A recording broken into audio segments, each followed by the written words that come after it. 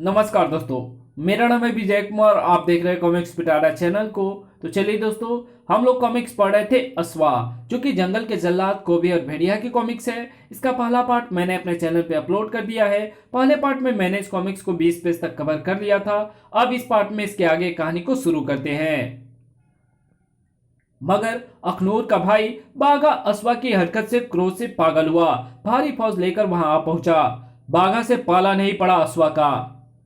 बाघा और उसके शक्तिशाली योद्धाओं ने असो सैनिकों में खलबली मचा दी। बताओ, कहां छुपा कर रखा है मेरी बहन और उसके मंगेतर को। बाघा ने असो सैनिकों में जबरदस्त मारकाट मचा दी थी। अश्वा को भी मौत मंजूर थी, मगर हार नहीं। तूने समझदारी से काम लिया अखनूर। तुम्हारा इनकार तुम्हारे प्रेमी की मौत साबित होगी।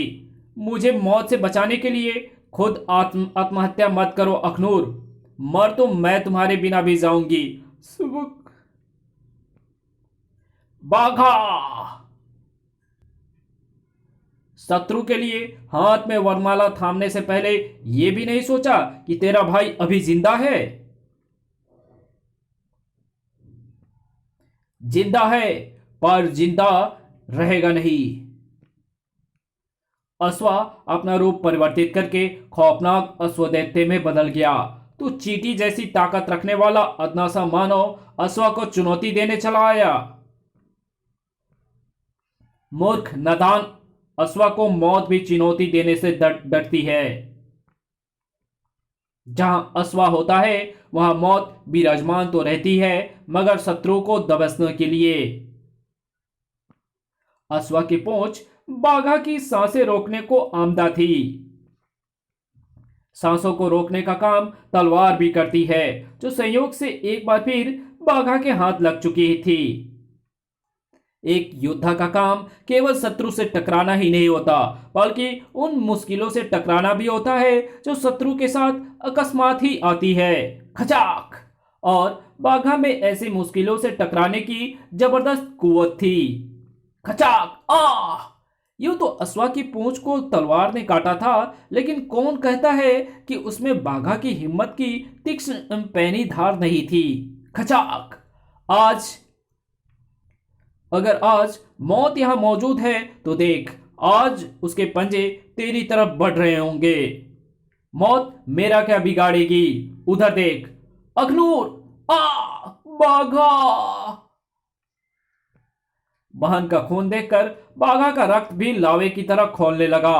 हत्यारे! मगर हत्यारा तो अपनी खून में समा गया था, उस चेतावनी के साथ। यहां अब यहां कुछ भी बाकी नहीं बचा। याद रखना बाघा, अश्वा को हार कबूल नहीं। तेरी बहन का पति मैं अवश्य बनूंगा। अश्वमेध यज्ञ अवश्य पूर्ण होगा, और इस बार इस यज्ञ की शक्ति कई गुना अधिक होगी। अश्वमेध यज्ञ के अश्व के साथ दौड़ेगी जीवनदायिनी संजीवनी की शक्ति। अचानक पूरा अश्वमहल भरभरा कर गिर पड़ा। आ! सब कुछ मलबे का ढेर बन गया। बाघा की फौज और अश्व सैनिकों के बीच हुई जंग में कुछ भी बाकी नहीं बचा था। बचा तो केवल अश्व मंदिर। भेड़िया एवं जैन बड़े ही ध्यानपूर्वक फौजों के मुंह से अश्वा के इतिहास का वर्णन सुन रहे थे। अश्वमेध यज्ञ अधूरा छूट गया था। यही बात अश्वलोक की तबाही का कारण बनी थी, और आज एक बार फिर अश्व मंदिर में टंटना रहे हैं अश्वमेध यज्ञ के घंटे। अश्वा ने कहा था कि हार उसे कबूल नहीं। उसने कहा था कि वो अखनूर का पति अवश्य बनेगा और अश्वमेध यज्ञ को भी अवश्य पूरा करेगा। तो क्या सैकड़ों वर्षों बाद अश्वा की नींद टूटी है और उसने अपने कहे मुताबिक अश्वमेध यज्ञ आरंभ कर दिया है? घोड़ा काल को देखने के बाद ही मेरे इस विश्वास को बल मिला है। इस अश्वमेध यज्ञ को रोकना होगा भेड़िया। आज के जमाने में तो अश्वमेध यज्ञ की कल्पना भी नहीं की जा सकती, क्योंकि आज कोई भी देश ऐसा नहीं है जो किसी और को अपनी जमीन के एक इंच भूभाग पर भी अपना कब्जा करने नहीं देगा। आज अश्वमेध यज्ञ का सीधा सा मतलब सिर्फ और सिर्फ विश्व युद्ध ही हो सकता है। ये कोई भगवान श्री राम के अश्वमेध यज्ञ का घोड़ा नहीं होगा भेड़िया। जिसका स्वागत जिसका स्वागत तब सारे संसार ने नतमस्तक होकर किया था। आज हर मुल्क इस घोड़े का रास्ता रोके खड़ा होगा। अगर इसके पीछे अश्वा है तो फिर मैं अभी नहीं जानता कि वो किस प्रकार अश्वमेध यज्ञ के घोड़े को छुड़ाएगा या उसने अश्वमेध यज्ञ की सुरक्षा के लिए क्या उपाय किए होंगे। मगर फिलहाल हमें एक काम तो तुरंत ही करना होगा। इस काम में सभी कबीले वालों की मदद लेनी होगी।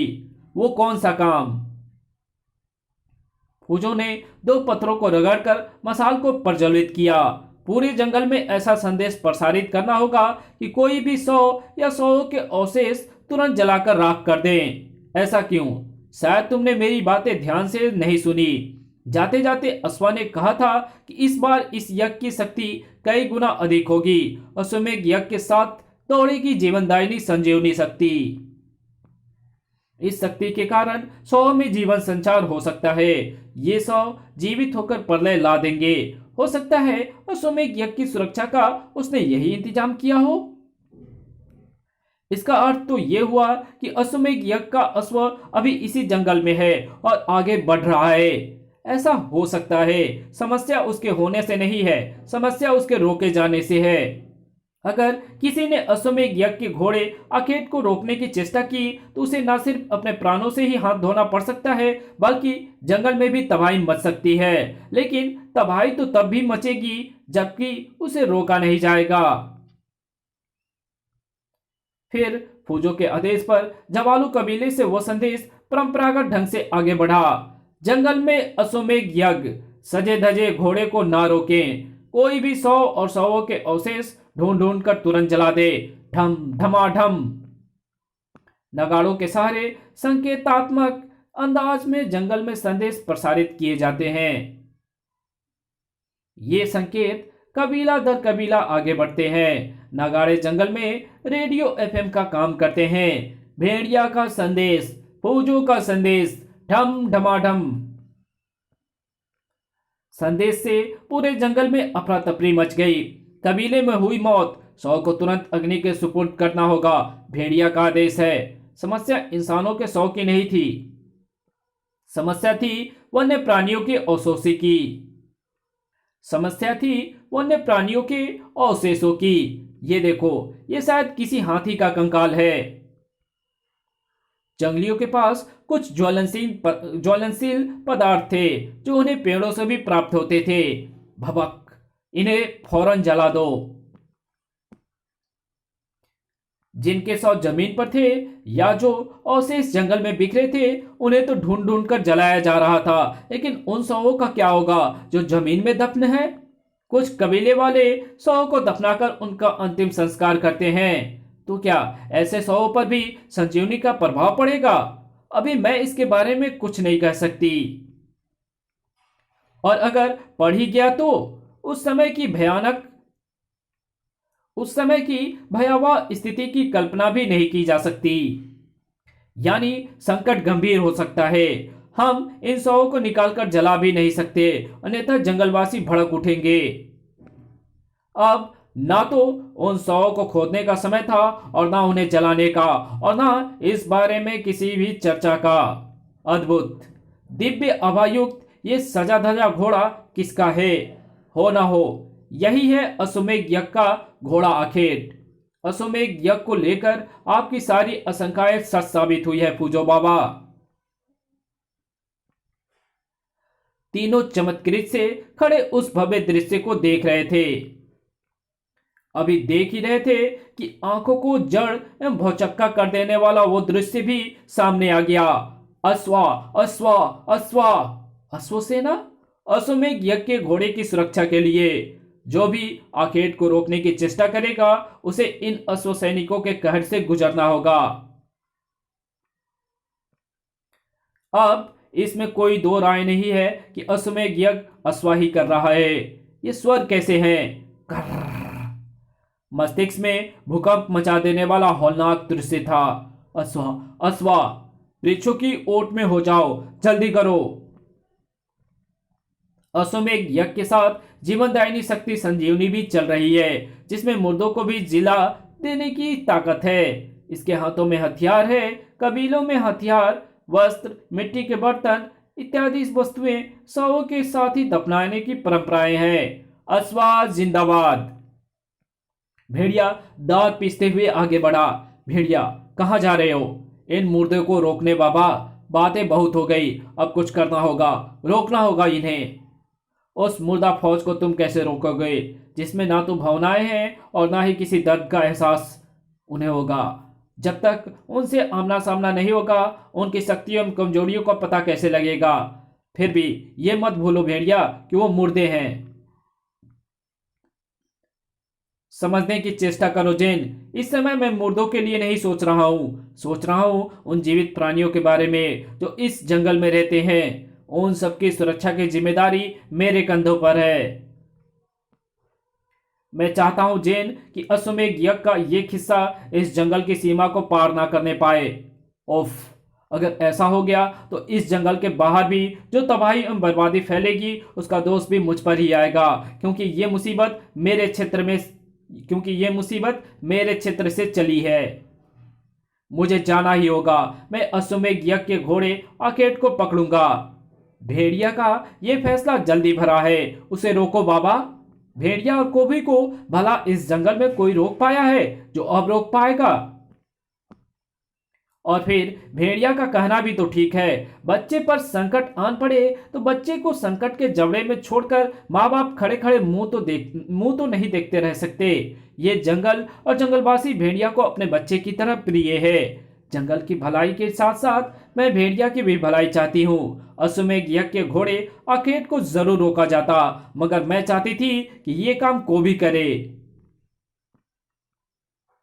मोक्सु कबीले में शांति के देवता बुजाकू को प्रसन्न करने की चेष्टा की जा रही थी।